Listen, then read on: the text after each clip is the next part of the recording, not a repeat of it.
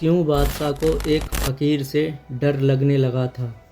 ایک ایسا صوفی جو بغیر کپڑوں کے رہتا تھا اور کہتا تھا میں حق ہوں، اس کے سر کو کاٹ دیا گیا۔ وہ سر زمین پر گرا نہیں بلکہ وہ سر اپنے ہاتھ میں لے کے چلنے لگا اور کہنے لگا میں بارگاہ نبوت میں اورنگزیب کی شکایت کرنے جا رہا ہوں۔ کیا آپ جانتے ہیں حضرت صوفی سرمد شہید رحمۃ اللہ علیہ کو قتل کیوں کیا گیا؟ کیا صرف اس لیے کہ وہ سچ بولتے تھے؟ وہ کیوں بے لباس رہتے تھے؟ بادشاہ اورنگزیب نے انہیں موت کے گھاٹ کیوں اتروایا؟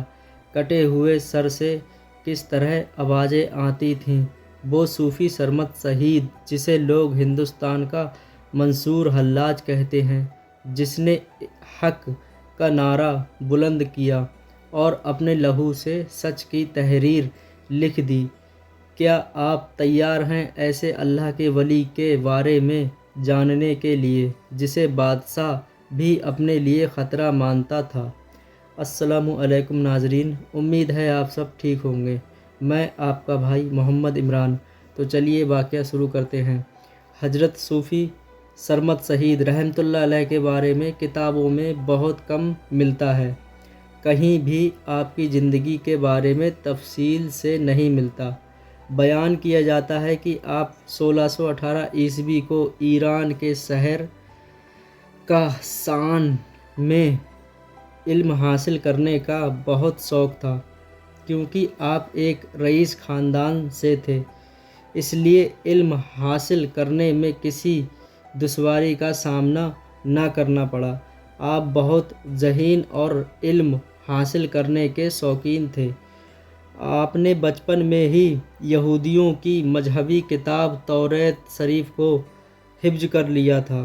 اس کے بعد انجیل اور عیسائی مذہب کی دوسری کتابوں کا گہرائی سے مطالعہ کیا۔ عربی اور فارسی پر آپ کو کامل عبور تھا، اس لیے آپ نے اسلامی کتابوں کا بھی مطالعہ کیا، جس سے آپ اسلامی تعلیم سے کافی متاثر ہوئے۔ خوش قسمتی سے آپ کو اس زمانے میں ملا صدر الدین شیرازی اور ابوالقاسم فندرشکی جیسے استاد ملے، جن کی صحبت میں رہ کر آپ کو اسلام سے محبت ہوئی اور آپ نے اسلام قبول کر لیا۔ آپ کے بچپن کا کیا نام تھا یہ کہیں ذکر نہیں، لیکن اسلام لانے کے بعد آپ کو سرمد کہا گیا۔ کچھ کتابوں میں آپ کا نام شہید سرمد تو کہیں محمد شہید ملتا ہے۔ آپ ایک دولت مند گھرانے کے فرد تھے اور آپ کے خاندان کا پیشہ تجارت تھا، اس لیے تعلیم مکمل کرنے کے بعد آپ نے بھی تجارت شروع کی۔ آپ تجارت ہمیشہ دیانتداری، ایمانداری سے کیا کرتے تھے، اس لیے اللہ پاک نے آپ کے کاروبار میں برکت دی۔ آپ ہمیشہ غریبوں اور فقیروں کی مدد کرتے تھے اور انہیں فائدہ پہنچاتے۔ آپ بڑے پیمانے پر تجارت کرنے ایک شہر سے دوسرے شہر جاتے تھے اور کافی مال و دولت کماتے تھے۔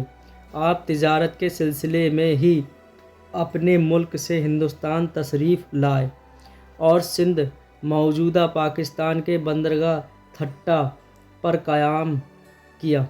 کچھ دن یہاں رہے کہ زندگی کے دن بدل گئے، کیونکہ آپ کی قسمت میں کچھ اور ہی لکھا تھا۔ آپ یہاں ابھے چند نام کے ایک ہندو لڑکے کی محبت میں گرفتار ہو گئے۔ وہ لڑکا بھی آپ سے کافی متاثر ہوا اور آپ کے ساتھ رہنے لگا۔ آپ نے اسے تعلیم دی، زبور، توریت، دیگر مذہبی کتابیں پڑھائیں اور اس کو لے کر سفر کرنے لگے۔ آپ پر تھٹ سے دیوانہ اور معذوریت طاری ہونے لگی تھی، جو روز بروز بڑھتی گئی۔ کچھ کتابوں میں یہ ملتا ہے کہ آپ وہاں سے پہلے لاہور آئے۔ آپ جہاں جاتے رہتے لوگ آپ کے ارد گرد جمع ہو جاتے، یہاں تک کہ بڑے بڑے امراء آپ کی صحبت میں رہنا چاہتے تھے۔ کچھ عرصہ وہاں قیام کرنے کے بعد آپ حیدرآباد دکن تشریف لے گئے۔ اس وقت گولکنڈے کا بادشاہ اور اس کا وزیر دونوں نے ہی آپ کی تعظیم کی ہے۔ حیدرآباد نے حضرت صوفی سرمد شہید رحمۃ اللہ علیہ کافی مقبولیت ملی۔ یہاں کی عوام آپ کی عظمت کی قائل ہوئے۔ تبستانِ مذہب کے مصنف نے حیدرآباد میں آپ سے ملاقات کی تھی۔ وہ لکھتا ہے کہ مجمع میں میرے سامنے حضرت سرمد نے میر جملہ کو ترقی کی دعا دی اور دوسرے شخص محمد کی موت کی پیش گوئی کی۔ آپ کے دونوں فرمان حق صحیح ثابت ہوئے۔ میر جملہ بنگال کا گورنر بنا اور شیخ محمد نے مرنے سے پہلے سرزمین حجاز جانا چاہا، مگر ساحل عرب کے قریب ایک خوفناک طوفان میں اس کا جہاز ڈوب گیا اور وہ مارا گیا۔ حیدرآباد میں آپ نے عقیدت مندوں کو رباعیہ سناتے۔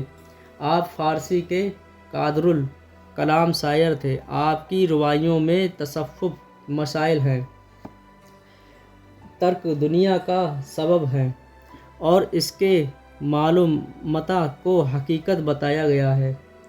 محفل اولیاء میں تحریر ہے کہ آپ اس لڑکے ابھے چند کے ساتھ دلی آ کر حضرت ہرے بھرے شاہ کی خدمت میں حاضر ہوئے۔ یہ دونوں لوگ ان کے مرید ہوئے۔ حضرت سرمد رحمۃ اللہ علیہ کی دنیا اب بدل چکی تھی۔ اس کے مجازی اس کے حقیقی کا روپ لے چکا تھا۔ لڑکے کی محبت اب آپ کو اس کے الہی کے دروازے تک لے آئی تھی، جہاں آپ دیوانگی کی کیف و مستی کے عالم میں آ گئے تھے۔ عشق کی یہ زمین تھٹ میں ہی تیار ہو چکی تھی، اس سے بس بیج ڈالنے کی کمی تھی، جو حضرت ہرے بھرے شاہ کی نگاہ کرم نے ڈال دیا تھا۔ اب آپ پر ہر لمحہ ایک عجیب کیفیت طاری رہتی۔ تجارت، مال و متاع، دنیاو چیزوں سے آپ بیگانے ہو گئے تھے۔ جذب کا ایسا اثر ہوا، تن بدن کا ہوش نہ رہا۔ آپ پوری طرح معذوب ہو گئے اور آپ بنا کپڑوں کے رہنے لگے۔ وہ لڑکا اب بھی آپ کے ساتھ رہتا تھا اور آپ روزانہ اس کے ساتھ دہلی میں گھومتے رہتے تھے۔ اس وقت ہندوستان میں مغل بادشاہ شاہجہاں کی حکومت تھی۔ اس بات کا سب میں شورا ہوا کہ ایک فقیر کے معذوب ورہانہ ہو کر ایک نوجوان کے ساتھ گھومتا رہتا ہے۔ حاکم نے اس لڑکے کو بلایا اور اس کے کوڑے مارے، اسے ہدایت دی فقیر کے ساتھ رہنا چھوڑ دے۔ حضرت سرمد کو بھی بادشاہ کے دربار میں پیش کیا گیا اور انہیں دھمکایا گیا۔ حضرت سرمد نے بڑی دلیری سے کہا کہ تو ظاہر میں کیا سمجھتا ہے؟ وہ کوڑے تو نے اس کو نہیں مارے بلکہ میری پیٹھ پر مارے ہیں۔ یہ کہہ کر اپنی پیٹھ سے کپڑا ہٹایا تو لوگوں نے دیکھا کہ آپ کی پیٹھ پر کوڑوں کے نشان موجود ہیں۔ آپ نے کوڑوں کے نشان دکھاتے ہوئے فرمایا، لے دیکھ لے، وہ اور میں ایک ہیں۔ اس واقعے کے بعد پوری دہلی میں حضرت سرمد کی شہرت ہو گئی۔ لوگ آپ سے عقیدت رکھنے لگے۔ آپ جہاں بیٹھ جاتے لوگوں کا آپ کے پاس میلہ لگ جاتا۔ آپ سے کرامت بھی ظاہر ہوتی رہتی تھی۔ آپ اپنی زندگی کی حالت میں جامع مسجد کی سیڑھیوں پر پڑے رہتے۔ لوگوں کا ہجوم آپ کو گھیرے رہتا۔ کبھی کبھی آپ غائب ہو جاتے اور کچھ دیر بعد واپس دکھائی دینے لگتے۔ شہزادہ دوارا سکو، جو اولیاء صوفیوں کا عقیدت مند تھا، آپ سے عقیدت رکھنے لگا تھا۔ اکثر وہ آپ کی صحبت میں آ کر فیض حاصل کرتا۔ بادشاہ شاہجہاں کو جب خبر ہوئی کہ اس کا بیٹا دوارا سکو اسی مست فقیر سرمد کے پاس جاتا ہے تو اس نے اپنے کوتوال عنایت خاں کو حکم دیا کہ جا کر تفتیش کرو کہ یہ فقیر کس مرتبے کا انسان ہے، کیا یہ واقعی اس قابل ہے کہ اس کی زیارت کی جائے جیسا لوگ اسے سمجھتے ہیں، یہ ویسا ہے یا نہیں۔ کوتوال حضرت سرمد رحمۃ اللہ علیہ کی تفتیش کو نکلے۔ پہلے تو یہ حالت تھی، حضرت سرمد جامع مسجد کے سامنے پڑے رہتے تھے، لیکن جب کوتوال انہیں ڈھونڈ رہا ہے لیکن حضرت سرمد انہیں اب کہیں نظر نہیں آتے۔ کئی دن اور ہفتے گزر گئے۔ کوتوال اس کے سپاہیوں نے ہر جگہ آپ کو ڈھونڈا پر آپ کہیں نظر نہ آئے، اور جس دن کوتوال نے تھک ہار کر آپ کی تفتیش کرنی ختم کر دی، اسی دن پھر آپ اسی جامع مسجد کے سامنے لوگوں کو نظر آنے لگے۔ اسی کیف و مستی کے عالم میں آپ کو ایک زمانہ ہو گیا۔ بادشاہ شاہجہاں نظر بند ہو گئے اور ہندوستان کی حکومت اورنگزیب عالمگیر کے ہاتھوں میں آ گئی۔ شہزادہ دارا شکوہ حضرت سرمد کو اپنا پیر و مرشد کہتا تھا، اس لیے دارا شکوہ کے قتل کے بعد اورنگزیب عالمگیر حضرت سرمد کو بھی راستے سے ہٹانے کی سوچنے لگے۔ ایک بار بادشاہ اورنگزیب جامع مسجد میں جماعت سے نماز پڑھ رہے تھے۔ لوگوں نے زبردستی حضرت سرمد کو کپڑے پہنا کر جماعت میں کھڑا کر دیا۔ دوسری رکعت میں ہی حضرت سرمد نیت توڑ کر چلانے لگے کہ جو امام کی نیت ہے وہ میرے پاؤں کے نیچے۔ نماز کے بعد لوگ پوچھنے لگے کہ یہ کیا حرکت تھی۔ بادشاہ اورنگزیب عالمگیر بھی غصے میں آ گئے تو جناب سرمد فرمانے لگے کہ وہ ایسے امام کے پیچھے کیا نماز پڑھیں جسے حضور قلب حاصل نہ ہو، جو یہ خیال کرتا ہو کہ آج بادشاہ جماعت میں شامل ہیں، اچھی طرح نماز پڑھاؤں گا تو انعام میں بھی بہت دولت ملے گی، حالانکہ یہ دولت تو میرے قدموں کے نیچے تھی۔ حضرت سرمد کی تصدیق کے لیے اس جگہ کو کھودا گیا تو وہاں سے بہت زیادہ تعداد میں سونا نکلا۔ امام یہ دیکھ کر بڑے شرمندہ ہوئے اور اورنگزیب عالمگیر بھی خاموش ہو گئے۔ آپ کی اس کرامت کا بہت ہی زیادہ شہرہ ہوا اور دہلی والے آپ سے اور محبت کرنے لگے۔ اورنگزیب کا وضابط کرنے والوں نے لکھا ہے کہ اورنگزیب عالمگیر آپ کے کافی کمالات دیکھ کر آپ کے مرتبے سے واقف ہو چکے تھے، لیکن وہ شریعت کے بڑے پابند تھے اور وہ حضرت سرمد کی اس بے آربی کو برداشت نہیں کر سکتے تھے۔ انہیں ڈر تھا کہ حضرت سرمد رحمۃ اللہ علیہ کی ان کارناموں سے شریعت میں رکھنا پڑ سکتا ہے، اس لیے انہوں نے حضرت سرمد رحمۃ اللہ علیہ کو کافی بار سمجھانے کی کوشش کی، لیکن حضرت سرمد اس کے الہی کے غلبے میں ایسے چور تھے کہ ان پر کوئی اثر نہ ہوا۔ بعض تاریخ دانوں نے لکھا ہے کہ اورنگزیب عالمگیر حضرت سرمد سے اس لیے نفرت کرتے تھے کیونکہ وہ ان کے بھائی دارا شکوہ کے رہبر تھے، اور دارا شکوہ حضرت سرمد رحمۃ اللہ علیہ کو اپنا پیر و مرشد کہتا تھا۔ حضرت سرمد نے دارا شکوہ کو سلطنت کی بشارت دی تھی۔ یہ سلطنت کون سی تھی، اس راز کو اللہ والے ہی بہتر جانے۔ بظاہر یہ بشارت پوری نہیں ہوئی، کیونکہ دارا شکوہ کو ان کے بھائی اورنگزیب عالمگیر نے قتل کروا دیا تھا اور ان کے سب ساتھیوں کو سزائیں دی، جس سے ان کے بہت سے ساتھی دہلی چھوڑ کر بھاگ گئے تھے۔ دارا شکوہ کے ساتھیوں میں اب حضرت سرمد رحمۃ اللہ علیہ ہی تھے جو پوری آزادی اور دلیری سے دہلی میں اپنی ڈھاپ جمائے ہوئے تھے اور حکومت کی آنکھوں کا کانٹا بنے ہوئے تھے۔ اس لیے اورنگزیب کسی طرح بھی حضرت سرمد کو اپنے راستے سے ہٹانا چاہتے تھے، اس لیے انہوں نے اپنے درباری ملا قوی کو اس بات پر آمادہ کیا۔ ملا قوی ایک خشک مولوی تھا جس کو صوفیوں اور فقیروں سے سخت ویر تھا۔ اس نے علماء کو بھڑکایا اور حضرت سرمد کے خلاف فتویٰ قتل دینے کے لیے انہیں بلگلایا۔ درباری علماء کو بلایا گیا۔ انہوں نے حضرت سرمد رحمۃ اللہ علیہ کو کافر قرار دینے کے لیے ان پر الزام لگائے کہ سرمد ننگے رہتے ہیں، جو کہ اسلام کے اصولوں کے خلاف ہیں۔ سرمد کلمہ شریف پورا نہیں پڑھتے، صرف لا الہ کہتے ہیں، جس کا مطلب خدا کی ہستی کا انکار ہے۔ تیسرا الزام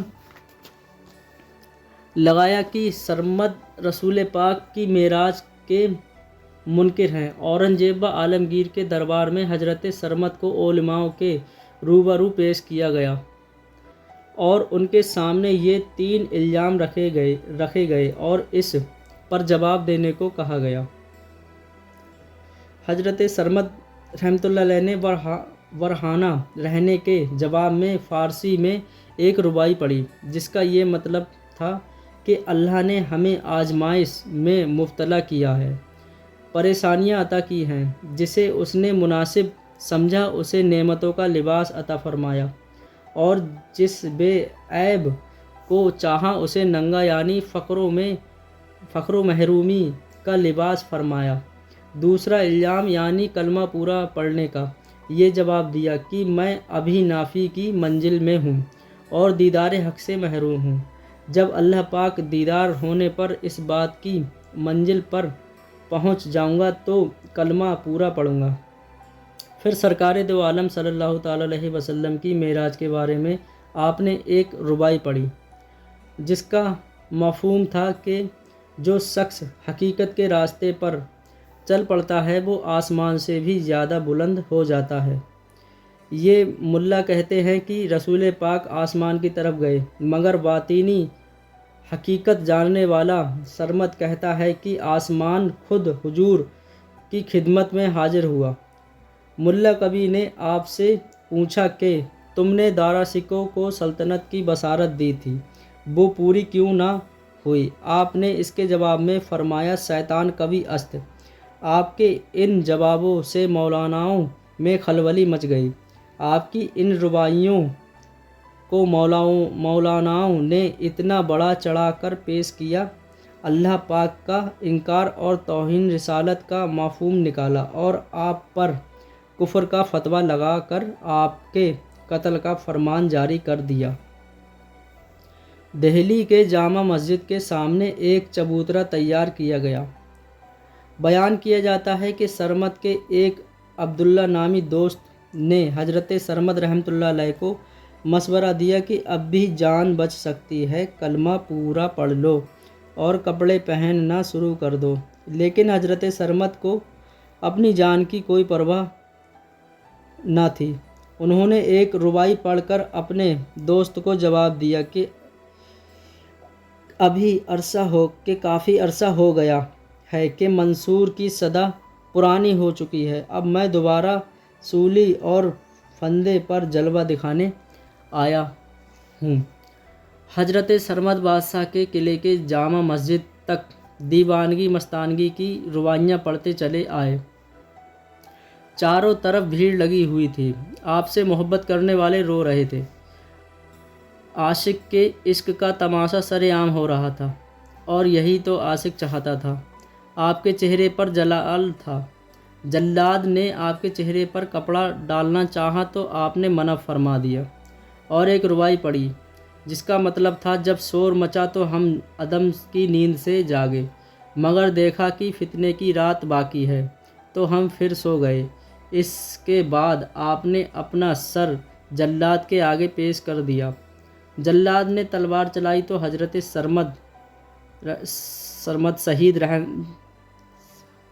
جلاد نے حضرت سرمد کا سر کاٹ کر زمین پہ گر گیا، لیکن سرمد ابھی کہاں مرے تھے۔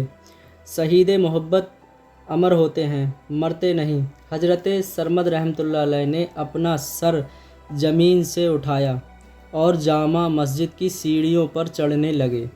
آپ کے سر سے اب پورا کلمہ پڑھنے کی آواز آ رہی تھی، لا الہ الا اللہ محمد الرسول اللہ، یعنی آپ نے اپنے رب کا دیدار کر لیا تھا۔ کلمے کے ساتھ آپ کا سر اللہ پاک کی حمد و ثنا بھی کر رہا تھا۔ آپ کو اپنا سر جامع مسجد کی سیڑھیاں چڑھتے دیکھ ہنگامہ مچ رہا تھا۔ لوگ آپ کے پیچھے پیچھے چلنے لگے۔ مسجد کے اندر سے آپ के पीरो मुर्शिद हजरत हरे भरे शाह तशरीफ़ ला रहे थे। उन्होंने आपको देखा तो पूछा, सरमद ये क्या कर रहे हो? हजरत सरमद रहमतुल्लाह अलैह ने अर्ज़ की, बारगाह नबूवत में औरंगज़ेब आलमगीर की शिकायत करने जा रहा हूँ। आपके मुर्शिद ने फरमाया, मैं भी बारगाह नबूवत से तशरीफ़ ला रहा हूँ और वहाँ औरंगज़ेब को छोड़कर आया हूँ। मेरे सामने औरंगज़ेब नबी करीम सल्लल्लाहु ताला अलैहि वसल्लम की बारगाह में अर्ज़ की, हुजूर शरीयत के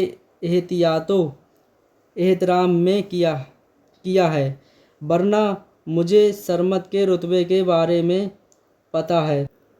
पीरो मुर्शिद की ज़ुबान से इतना सुनकर हजरत सरमद ने अपना सर ज़मीन पर फेंक दिया और गिर पड़े। इस तरह आपकी शहादत हो गई। ये वाक़या 1072 हिजरी के मुताबिक सन 1661 ईस्वी को हुआ। आपकी शहादत पर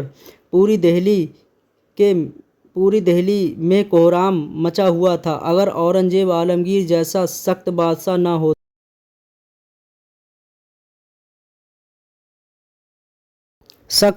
ना होता तो उस दिन ऐसी बगावत होती कि बादशाह को कत्ल कर दिया जाता।